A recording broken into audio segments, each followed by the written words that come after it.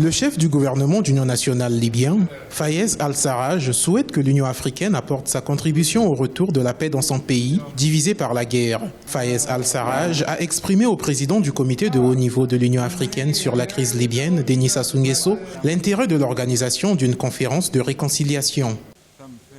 Nous avons été reçus aujourd'hui par le président Sassou pour trouver des solutions sur la situation qui prévaut actuellement en Libye et lui expliquer ce qui se passe exactement et évoquer le rôle du comité de haut niveau de l'Union africaine sur la crise libyenne. Nous avons aussi parlé des accords pour une résolution politique de la crise en Libye et la nécessité d'arrêter les forces qui attaquent Tripoli afin de trouver une solution politique.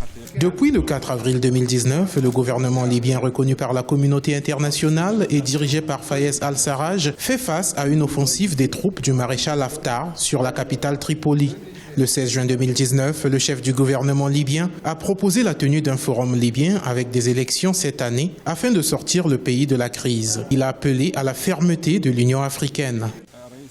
Le président Sassou et nous sommes confiants au sujet de l'amélioration de la situation en Libye. Nous sommes aussi confiants sur la position de l'Union africaine pour la recherche d'une solution. La Libye a un rôle très important et nous sommes convaincus que l'Union africaine va trouver une solution en adoptant une position ferme envers ceux qui déstabilisent la Libye.